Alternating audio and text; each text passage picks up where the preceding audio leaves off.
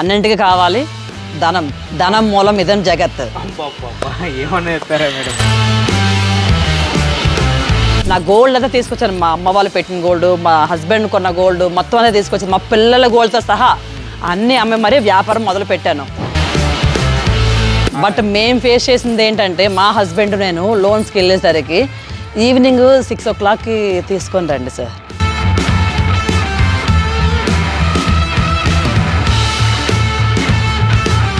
ఇప్పుడు అదే విషయం వాళ్ళ బ్యాంక్లో చెప్తే వాడు జాబ్ పోతుంది. అసలు ఆ రోజు ఎంత ఏడ్చాను లిటరల్లీ. ఆ రోజు అంతా ఏడుస్తూనే ఉన్నాను నేనైతే.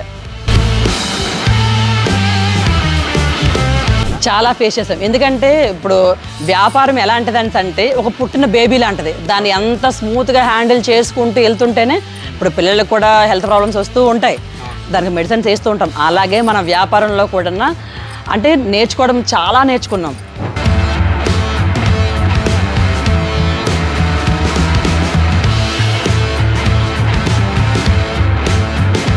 నేను పడ్డ కష్టానికి 5 yearsకి కష్టం అనేది పోయి సెట్ అవుతామన్న మూమెంట్లోనే షాప్ ఫైర్ యాక్సిడెంట్ అయింది. అసలు అది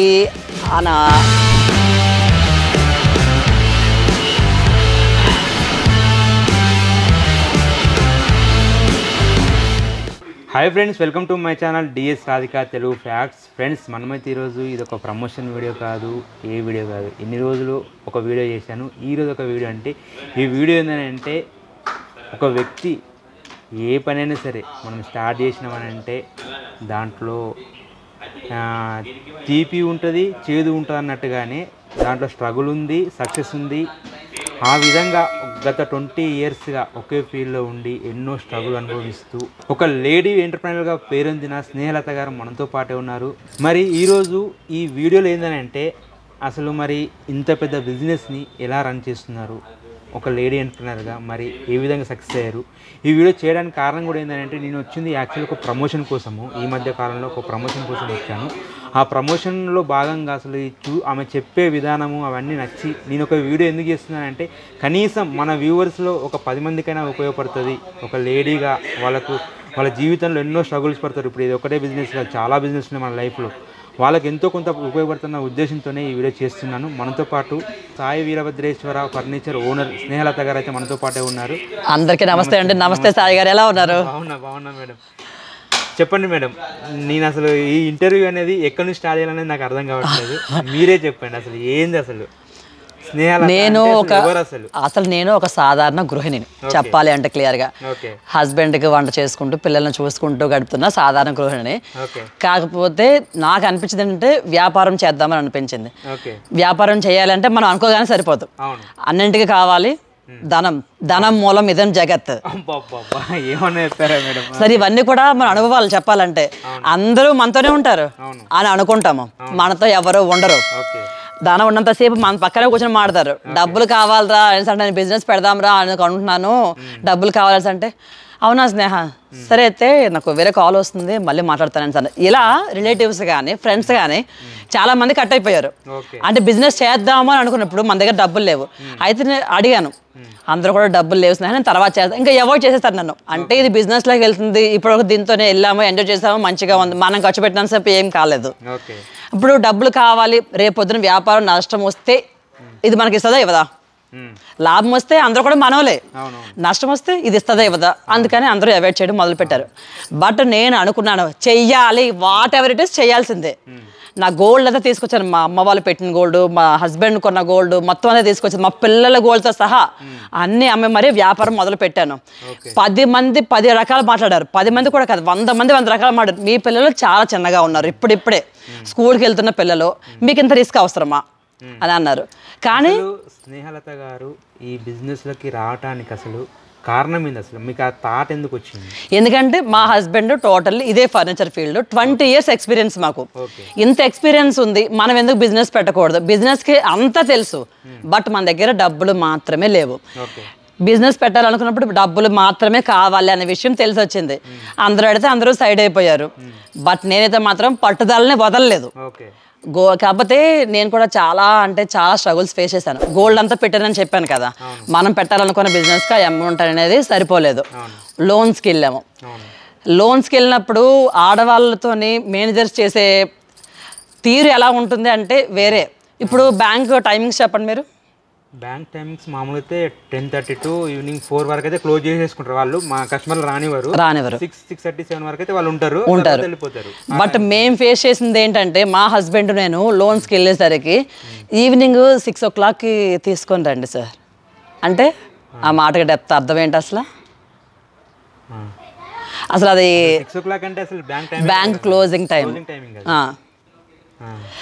అంటే వాళ్ళని చూసి మనం చెప్పచ్చు వీళ్ళు మన దగ్గర నుంచి ఏదో ఎక్స్పెక్ట్ చేస్తున్నారు. ఏం ఎక్స్పెక్ట్ చేస్తున్నారు? ఇప్పుడు బ్యాంక్లోనే అంటే ఇప్పుడు ప్రూఫ్స్ అవన్నీ ఇస్తాం, డాక్యుమెంటేషన్ ఇస్తాము, అంతా అయిపోయింది. అయిపోయిన తర్వాత కూడా మీకు లోన్ శాంక్షన్ కావాలి అంటే మీరు నాకు ఏదైనా ఫేవర్ చేయాలి, డైరెక్ట్లీ ఫేవర్ చేయాలి. నాకు అడ్రస్ అక్కడ ఉంది, అక్కడికి రావాలి, ఇలా మాట్లాడారు. బట్ వాళ్ళు అన్న మాటలకి నాకు ఏడుపు వచ్చింది చెప్పాలంటే. చాలా ఫీల్ అయ్యాను. అంటే మన దగ్గర అన్ని ప్రూఫ్స్ ఉన్నా కూడా మనం వీళ్ళకి ఇవి చేయాలా, ఎందుకు చేయాలి? ఇప్పుడు అదే విషయం వాళ్ళ బ్యాంక్లో చెప్తే వాడు జాబ్ పోతుంది, వాళ్ళ ఇంట్లో గొడవ అవుతుంది. నేను అలా బ్యాంకుల చుట్టూ తిరిగి తిరిగి విసిగిపోయాను. నేను నా క్యారెక్టర్ని ఒకరి కోసం నేను చంపుకోవాలి అనుకోవట్లేదు. వీళ్ళందరూ ఎవరు అన్నారు కదా, వీళ్ళే మన దగ్గరకు వచ్చి లోన్స్ కోసం వచ్చేటట్లు వీళ్ళనే చేయాలని అనుకున్నాను. ఎవరైతే నన్ను కాదు బ్యాంక్ లోన్ రాదు మేము ఇవ్వము చేయమని అన్నారో వాళ్ళు ఇప్పుడు మన దగ్గరకు వచ్చి మేడం బ్యాంక్ లోన్ తీసుకోండి, క్రెడిట్ లోన్ తీసుకోండి, మీ బిజినెస్ పైన లోన్ ఇస్తామని అంటున్నారు. ఎవరైతే నన్ను కాదు మీరు నా కోసం రావాలి 6 o'clock అని అన్నారో ఆ స్టేజ్ తెచ్చుకోవాలి. అంటే మీరు ఆ టైం పిలిచిందంటే మీ దగ్గర ఏదైనా డాక్యుమెంటేషన్ కాదండి. ఒక అబ్బాయికి ఒక మేనేజర్ ఒక అమ్మాయితో ఏం పని ఉంటుంది? అదేండి మీరు నాకు అర్థమైంది. కాకపోతే మన దగ్గర ఏమైనా డాక్యుమెంట్ ఏమైనా తక్కువ ఉండే? డాక్యుమెంట్స్ ఏమీ తక్కువ కాదు. నేను మీకు ఆ పని చేసి పెట్టాలి అంటే మీరు రావాలి. అసలు ఆ రోజు ఎంత ఏడ్చిన లిటరల్లీ ఆ రోజు అంతా ఏడుస్తూనే ఉన్నాను నేనైతే. అది ఇప్పుడు అయిపోయింది కాబట్టి మనిపోయింది, కానీ ఆ సిచ్యువేషన్లోని అసలు చాలా కష్టం. ఒక లేడీ బిజినెస్ చేస్తూ ఎదగాలి అనేది చాలా ఫేస్ చేయాలి. నలుగురితో నలుగురు మాట్లాడతారు, 100 మంది మాట్లాడతారు. ఇది చక్కగా జాబ్ చేసుకొని మంచిగా ఉంటుండే, నేను మా హస్బెండ్ జాబ్ చేస్తుండే, ఇద్దరు లైఫ్ మంచిగా స్మూత్గా వెళ్ళిపోతుంది. ఇది మంచిగా ఉన్న లైఫ్ని ఖరాబ్ చేసుకుంది. నువ్వేమైనా పెట్టావా? ఎవరు ఇప్పుడు ఇన్ని మాటలు ఇంతమంది మాట్లాడతారు కదా, ఏ ఒక్కరు కూడా ₹1 ఇచ్చిందే లేదు, కానీ మాట్లాడడానికి అందరూ రెడీగా ఉంటారు. నీకేమైంది వ్యాపారం పెట్టుకున్నావు, నీకేం పోయే కాలం వ్యాపారం పెట్టుకున్నావు, నువ్వు మంచిగా బతుకుతున్నావు కదా, జాబ్ చేసుకుంటున్నావు కదా అనేసి. బట్ ఏంటంటే వీళ్ళందరూ అన్నదానికైనా సరే బిజినెస్లో దిగాలి, అది కూడా మంచి పొజిషన్లో ఉండాలి. ఎవరైతే దూరం అయిపోయారో వాళ్ళందరూ ఇప్పుడు వచ్చి స్నేహ బాగున్నావా, స్నేహ ఎలా ఉన్నావు, స్నేహ ఏంటి అన్నీ మాట్లాడుతున్నారు. అంటే డబ్బు ఉంటే ఒకలాగా, డబ్బు లేకపోతే ఒకలాగా చూస్తారు జనం. కానీ అదొక్కడే కాదు, బ్యాంక్ అనే కాదు, ఎవరైనా డబ్బులు అడిగితే కూడా ఇస్తారా ఎవరా? ఫస్ట్ ఫ్యామిలీ ఫ్రెండ్స్ అందరూ దూరం అయిపోతారండి సీరియస్గానా. ఇవన్నీ దూరం అయిపోయినా సరే హస్బెండ్ అండ్ వైఫ్ లేదా ఒక హస్బెండ్ అండ్ వైఫ్ అయినా సరే బిజినెస్ స్టార్ట్ చేస్తున్నారని అంటే ఎవరున్నా లేకపోయినా సరే మనం అనుకున్న పని చేస్తాము అన్నట్లయితేనే వ్యాపారంలో దిగాలి.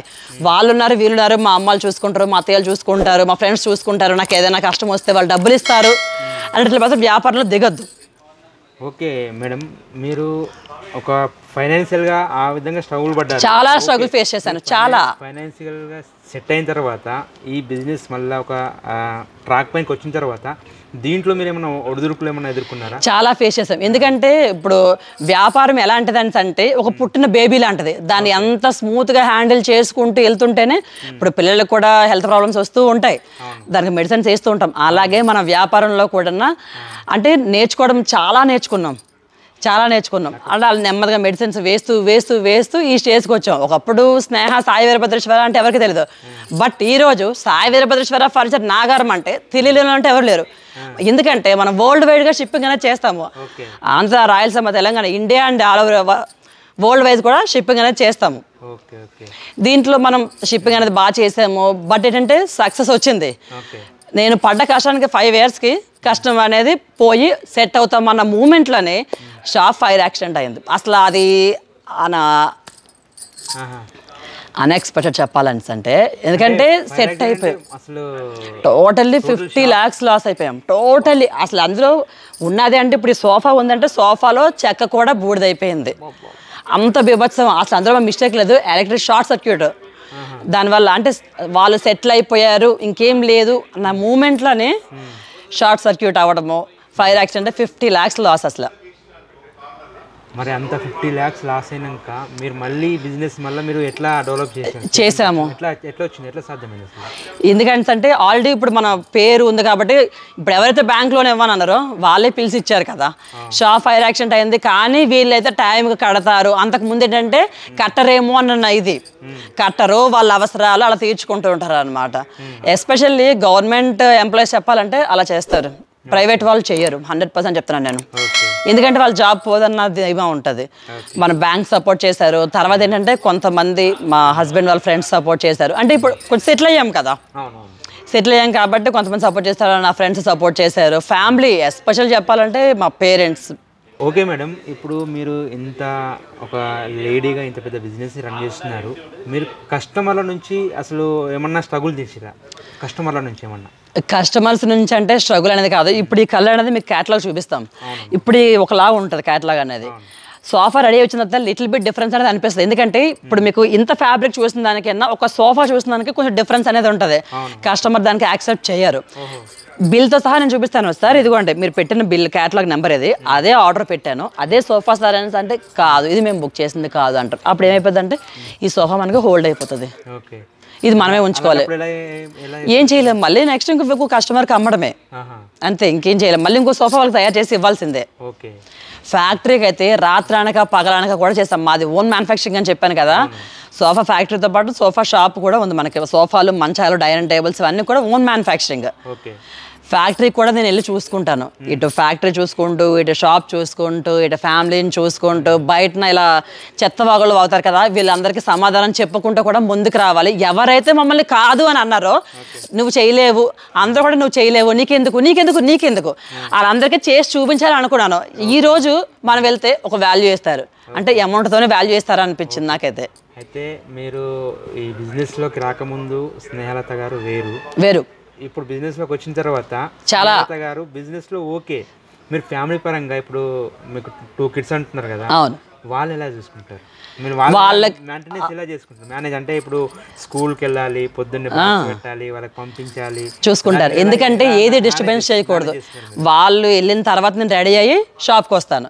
షాప్ చూసుకొని ఫ్యాక్టరీకి వెళ్తాను. ఫ్యాక్టరీ నుంచి మళ్ళీ షాప్కి వస్తాను. అక్కడ ఏమి వర్క్ ఇవ్వాలి అనేది చూసుకొని, ఇక్కడ ఆర్డర్స్ ఉంటాయి కదా మనకి, ఇవన్నీ కూడా దగ్గర నేనే తీసుకెళ్ళి ఫ్యాక్టరీలో ఇస్తాను. ఫ్యాబ్రిక్స్ అవన్నీ కూడా ఇచ్చేసి వచ్చేస్తాను. మళ్ళీ షాప్లో సేల్స్ చూసుకుంటాను. ఈవినింగ్ 5 వరకు షాప్లో ఉంటా. 5 o'clock నుంచి కిడ్స్ టైం. ఎందుకంటే ఎంత సంపాదించినా సరే ఫ్యామిలీ టైం అనేది లేకపోతే ఎంత సంపాదించినా నౌవేడేస్ వేస్ట్, నా దృష్టిలో యూజ్లెస్. ఎందుకంటే ఫ్యామిలీతో స్పెండ్ చేసే టైం అనేది ఎంత ఇచ్చినా కూడా తక్కువే. పర్సనల్ నా ఫీలింగ్ ఒక్కొక్కరికి అలా ఉండొచ్చు. అది ఓకే మేడం. ఇప్పుడు చాలామంది ఇంకో విషయం ఏంటంటే ఈ ఫ్యామిలీ అంటూ బిజినెస్ అంటూ ఈ టైంలో పడిపోయి వాళ్ళు తిండి తినక సరిగ్గా నిద్ర లేక చాలామంది కొంచెం హెల్త్ని కొంచెం చేసుకుంటారు. దీన్ని కూడా మీరు ఓవర్కమ్ చేస్తాను. మీరు ఓవర్కమ్ చేస్తున్నారు. అదే ఇందాక మీరు చూసారు కదా, అసలు మార్నింగ్ నుంచి మనం షూట్ చేసినా కానీ అసలు మీ ఎనర్జీ ఎక్కడ తగ్గలేదు. ఇప్పుడు ఒక 4 అవుతుంది అయినా తగ్గదు. దానికి కూడా మనం బిఫోర్ కరోనా తర్వాత ముందు చూసినాం, అలానే ఉన్నారు, అలానే ఉన్నారు. అసలు ఏంది అసలు దీని సీక్రెట్ ఏంది అసలు? నేను హెల్తీగా ప్రిఫరెన్స్ ఇస్తాను. వెజ్జీస్ ఎక్కువగా తింటాను. మేము వెజిటేరియన్స్, ఆల్ వెజ్ తింటాము. బట్ ఏంటంటే లీఫీ వెజిటేబుల్స్ ఎక్కువ ఇంపార్టెన్స్ ఇస్తాను. క్యారెట్, బీట్రూట్, సలాడ్స్కి ఎక్కువ ఇంపార్టెన్స్ ఇస్తాను. హెల్తీగా తినడానికి 100% ట్రై చేస్తాను, తింటాను. మా వాళ్ళని కూడా బయట తినేది, మా పిల్లలు ఏమంటారు తెలుసా అండి, ఇప్పుడు ఏదైనా బయటకు వెళ్తే రెస్టారెంట్లో ఫుడ్ అందరూ ఏంటంటారు, బయట తిందాం అంటారు. తీసుకెళ్తే మా వాళ్ళు ఏమంటారు, అమ్మ వాళ్ళు చేసిందే బాగాలేదు, నువ్వు చేసిందే బాగుంది అనేసి అంటారు. అంత కాంప్లిమెంట్ వచ్చి ఇంత ఇంకేం కావాలి అసలు. వాళ్ళు ఏవైతే తినరో అవన్నీ కూడా వాళ్ళకి నచ్చే వాటిలో చేసి పెట్టేస్తాను. ఇప్పుడు ఎగ్జాంపుల్ చెప్పాలంటే పిల్లలు క్యారెట్, బీట్రూట్ ఇస్తే తినరు, ఎవరు తినరు. పిజ్జా, బర్గర్ అసలు నచ్చదు. మా పిల్లలకి మాత్రం మీరు బయట తీసుకెళ్ళి ఎంత ఖర్చు పెట్టినా సరే మా అమ్మ చేసినట్లు లేదని చెప్తారు అంత మొహం మీద. ఆ హోటల్లో ఏం బాగా చేయలేదమ్మా, నువ్వు చేసిందే బాగుంది, హోటల్కి వద్దని అంటారు. చాలు ఒక పిల్లల నుంచి వచ్చింది అనేసి అంటే మన లైఫ్ హ్యాపీ. క్యారెట్, బీట్రూట్ ఏం చేస్తాను, ఇప్పుడు సలాడ్స్ కానీ, స్నాక్స్, కట్లెట్స్, చాట్స్ అవన్నీ కూడా ఇంక్లూడ్ చేసేస్తాను. వాళ్ళు తినలేని దాంట్లో ఇంక్లూడ్ చేసేస్తాను. వాళ్ళు తినే వాటిలో తినలేని వస్తువులని ఇంక్లూడ్ చేస్తాను. నాకేం కావాలి, నా పిల్లలు హెల్తీగా ఉండాలి, ప్రోటీన్స్, విటమిన్స్, మినరల్స్ అన్నీ కూడా వెళ్ళాలి. ఏ రూపంలో వెళ్తే ఏముంది, అవన్నీ కూడా వాళ్ళు తినడం కావాలి. అవన్నీ ఏమేమి ఉన్నాయని చూసుకుంటాను, అలా మెయింటైన్ చేస్తాను. అంటే ఫ్యామిలీ కూడా హెల్తీగా ఉంటేనే మనం హెల్తీగా ఉండగలం.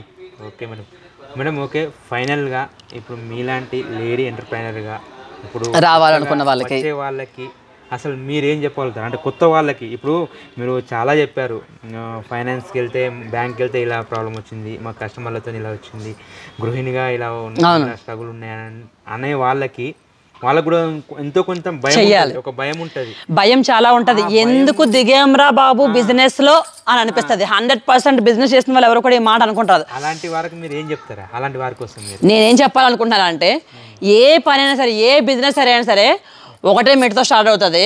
ఎవరైనా మాటలన్నా పట్టించుకోవద్దు, మీరు చేయాలనుకున్నది చేసేయండి, కానీ ఫైనాన్షియల్గా చూసుకుంటూ చేసుకోండి. సపోర్టింగ్ కావాలి. ఫ్యామిలీ ఫ్రెండ్స్ ఎవరు ఉండరు, అందరూ ఉన్నట్టుంటారు, ఎవరు ఉండరు.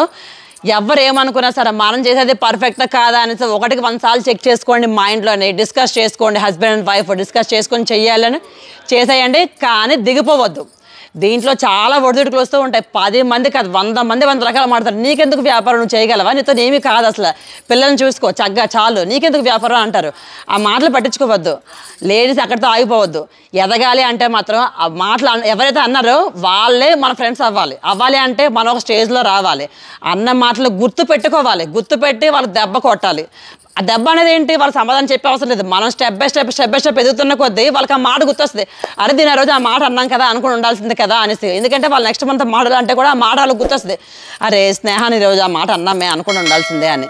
కానీ పట్టుదల కృషి ఉంటే ఏదైనా సాధించవచ్చు. 100% ఆడవాళ్ళైనా సరే. మగవాళ్ళకన్నా ఆడవాళ్ళు ఏంటంటే కొంచెం బాడీ స్టామినా తక్కువ ఉండొచ్చు, కానీ మైండ్లో మాత్రం 100% ఇంకా బెస్ట్ ఉంటాము. చాలా స్మార్ట్గా ఆలోచిస్తాము.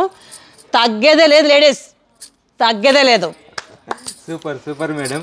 ఫైనల్గా అసలు ఇప్పుడు ఒక హస్బెండ్ డెవలప్ అవుతున్నా, ఒక లేడీగా మీరు డెవలప్ అవుతున్నా, ఎవరు డెవలప్ అవుతున్నా వెనకాలనే సపోర్ట్, అదే చెప్పాలనుకుంటున్నా. ఆ సపోర్ట్ ఉండాలి. అసలు మీ సార్ సపోర్ట్ ఎంతవరకు ఉంది? అసలు సార్ సపోర్ట్ ఫుల్లీ 100%. స్నేహ వాళ్ళు ఎవరైనా ఏమైనా అనుకోని, నీతో నేను ఉన్నాను. నా బిజినెస్ వదిలేస్తే, నా జాబ్ వదిలేస్తే నేను నీతో ఉన్నాను, మన ఇద్దరము చేద్దాము. ఎవరేమన్నా సరే నువ్వు పట్టించుకోవద్దు, నీకు ఎందుకు, నేనున్నాను కదా. ఆ సపోర్ట్ అనేది ఇంట్లో హస్బెండ్ కానీ, ఇప్పుడు హస్బెండ్ సపోర్ట్ బిజినెస్ చేస్తే వైఫ్ సపోర్ట్ చేయాలి, వైఫ్ బిజినెస్ చేస్తే హస్బెండ్ సపోర్ట్ చేయాలి. అదే కనుక హస్బెండ్, ఇప్పుడు నేను బిజినెస్ చేస్తాను అనుకున్నాను, మా హస్బెండ్తో చెప్పాను ఇట్లా బిజినెస్ చేద్దాం అనుకున్నాను సార్, ఎందుకు స్నేహ వదిలేతి, మనకెందుకు, మనది మంచిగానే ఉంది కదా, మళ్ళీ రిస్క్ ఎందుకు అని అంటే అక్కడ ఏమైపోద్ది అంటే డిప్రెషన్ స్టార్ట్ అయిపోతూ ఉంటుంది. అదే కనుక హస్బెండ్ చేద్దాము, చిన్నగా స్టార్ట్ చేద్దామంటే మనకి ఏంటంటే ఇంక్రీజ్ లెవెల్ పెరుగుతుంది. ఆ మోటివేషన్తోనే మనం ఎక్కడికో వెళ్ళి సాధించవచ్చు. అదేమైపోద్ది అంటే వాళ్ళు అనే మాటలోనే ఆ స్టెప్పే పడిపోతుంది. ఆ స్టెప్ పడిపోయిందంటే 10 స్టెప్లు వెళ్ళాము. ఒక్క తిను చేద్దాము, తినేం చేసే అవసరం లేదు. మోటివేషనల్గా ఏం కాదు, నేను ఉన్నాను, నీకు ఎందుకు, నువ్వు చెయ్యు, నేను చేద్దాము, నేను నీకు ఉన్నాను, నీకు సపోర్ట్ చేస్తాను, ఎవరేమైనా అయినా అనుకోని నేను నీకు సపోర్ట్ చేస్తానని మా హస్బెండ్ అన్నారు. ఇప్పటికీ ఇద్దరము కూడా ఏదైనా చేయాలంటే ఇద్దరం కలిసే చేస్తాము. ఆ సపోర్ట్, మా హస్బెండ్ సపోర్ట్ లేనిది నేను ఇంతవరకు అయితే లేను అసలు 100%.